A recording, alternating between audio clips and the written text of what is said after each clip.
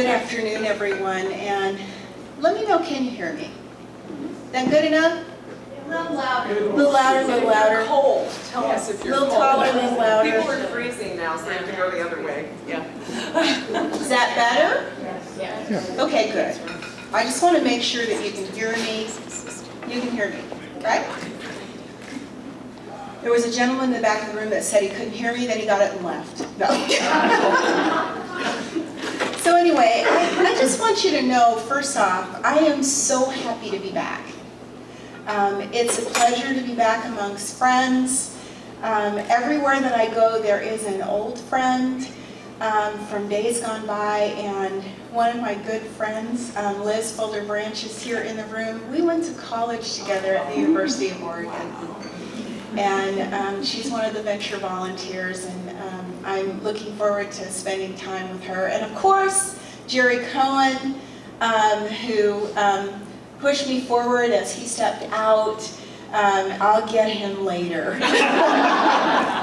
And then all of you, because the work that you do on a daily basis in helping to educate this next generation of kids really makes a huge, huge difference.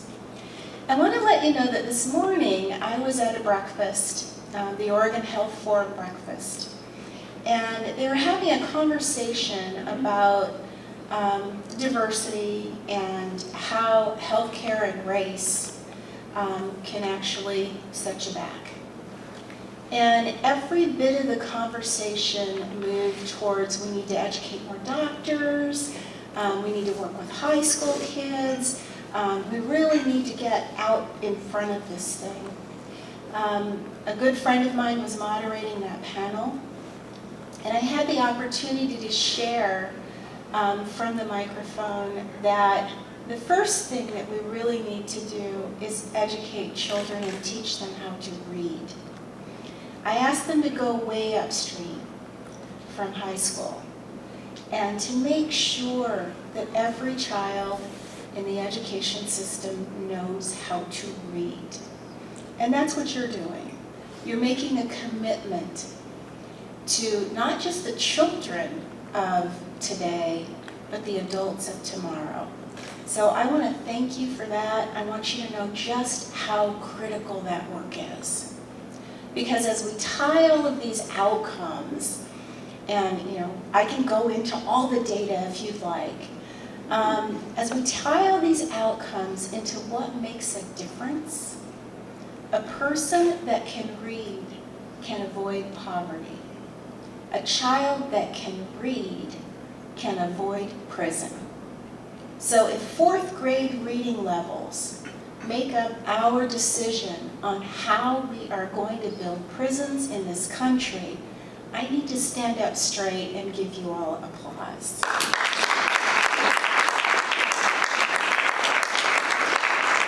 Because you're getting it done. And I am ever so thankful for the work that you do. Now, my communications director told me not to talk about Chicago. And she's not in the room. So I'm just going to tell you, when I left Portland 14 years ago to move to Chicago, I moved there because my husband is originally from there. And we went back to make sure that his mom had us there in the city. In Portland, I raised 2 African-American boys, and by the way, they can read. And I had the pleasure of getting to know all sorts of people who helped them to read. My mom was one of those people. My dad was one of those people. And I had this desire, because I watched my kids growing up here, to help out in the public school system. And at that time I was working for US Bank / US Bancorp. And I made this comment to my boss about kids in the public school system, and that I wanted to make sure that I was doing my part. And he said, well, why don't you mentor or tutor or something? I'll give you the time off from work, just get out of my office. And so I went ahead and got out of his office. And I became a mentor tutor to a little girl who was the same age as my youngest son. She was 7, and she couldn't read. Her clothes were not clean. She had never had a wrapped birthday present in her life. The day that she got very, very sick at school with a temperature of 104, the only person that the school could call was me. I went out looking for her mother. I went to her home, which was an apartment, and I banged on the door, and I was livid. I could not find her mother. Her mother was a drug addict and a prostitute. And so I made it a point that in that school year, that child was going to read. And the day that she was able to read to me, I cried.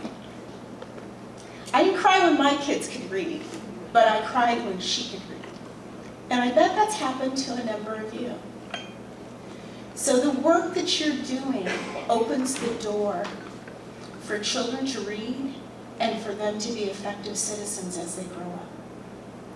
So let me just share with you something that we did in Chicago. I'm not supposed to talk about Chicago, but I'm going to tell you anyway. I had the pleasure of being AARP state, half the state director. Coming here, I'm the whole state director, so I was half there and whole here. So I don't know about you, but I prefer whole milk. And in my responsibility in that state, I had the city of Chicago. And Experience Corps is in that city of Chicago, and the rollout was there. What I was able to do with my colleagues in Experience Corps, driver safety, tax aid, CSEP, which is a jobs program, and RSVP, which is the Retired Senior Volunteer Program, is that all of us were able to get together and we talked about building an AARP that was citywide. And the reason why we wanted to do that as a group was because every time we went somewhere and we laid down our business card, someone would say to us, "Oh, I know who you are. You're the driver safety woman." And I'd be like, "Well, no, not exactly. I know who you are. You're the tax aid person." "No, not exactly." "I know who you are. You're the person who does insurance." And instead of saying no, we decided that we would say yes to all that and a whole lot more. So we built our group, and we're in the process of doing that here in Portland.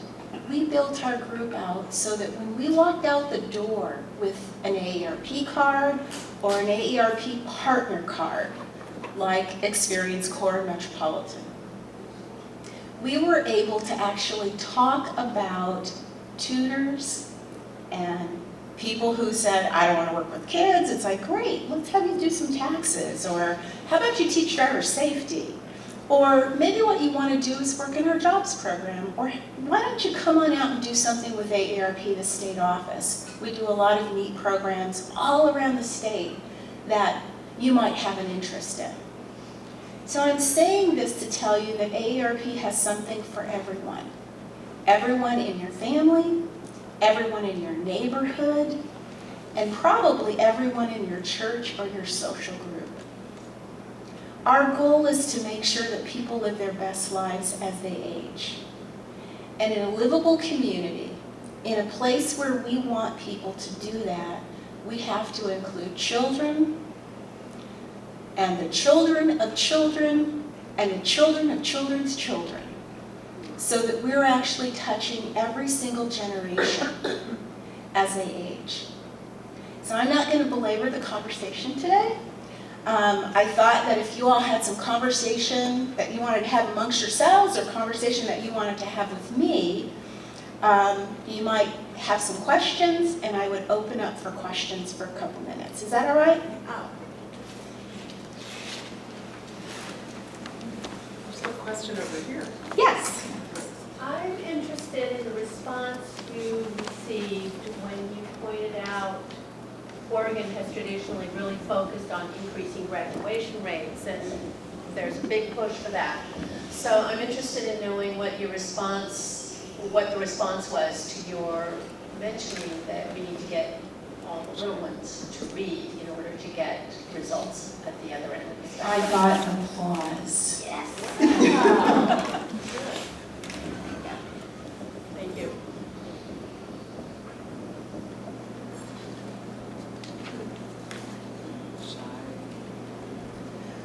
Well, let me close. I want to tell you a couple things on my way out the door. I want to tell you Deborah's story, and then I want to talk to you for a minute about Ethel. Deborah is a friend of mine in Chicago. She's also my neighbor. And she retired early and got very, very bored. And she was an engineer. And she said to me, you know what I'd really like to do? I want to work with kids. And I said, have I got something for you? So we introduced her to Experience Corps. Deborah worked her first year with Experience Corps with 5 children. And she said, I want to be able to walk across the playground from my house, because she lived near a school, and I want to work in that school. And it was a troubled school. And she was able to work in that school with 5 kids. At the end of the school year last year, her 5 kids jumped an entire reading level. And she said, these are my babies. These are my kids, just like my grandkids. And she put her heart and soul into those children, and they delivered. So I want each of you to know that Deborah's story is probably just like your story. So let me share something with you about this woman named Ethel. How many of you have ever heard the story of Ethel Percy Andrus? Besides you, Jerry. So the first question that people always say is, well, who the heck was she and why are we talking about her today?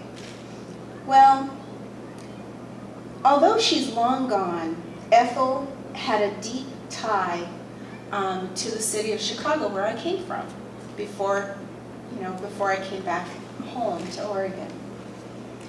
And she graduated from college at what today is called the Illinois Institute of Technology, and she interned at the Jane Addams Hull House under Jane Addams. Jane Addams, by the way, was one of the founders of the American Civil Liberties Union. So from Chicago, Ethel moved to the West Coast, because that's what you're supposed to do. Nobody's supposed to ever be that freaking cold. She became a teacher there, and she became a principal. And later she founded 2 very influential organizations in our nation. One of them was the National Association of Retired Teachers Association, and the other one was AARP. So for the women in the room, we still get it done. We got it done then, and we're getting it done now. She wrote many years ago that teachers teach confidently as they believe in themselves and their mission, and are conscious of the great trust that's placed in them by parents. That's what you all are doing. And hopefully you also believe in the worth of every single child and youth, in their capacity to grow and to develop. And I'm sure that's why you're doing this work.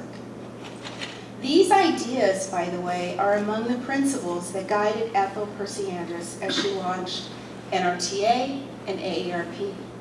So you're at the front. And what she wanted to do was leverage the great experiences accumulated by older generations to advocate for social change and for the benefit of all ages, and to leave a legacy for future generations. And it's these principles that inspired you and me, and hopefully every single teacher that teaches a child to do well. So as we reflect upon the issues of today and the school systems that you are working in, I'd like to invite others to join us in this fight to educate children so that we can keep Ethel's mission alive for generations to come. Now, write your own story. Thank you.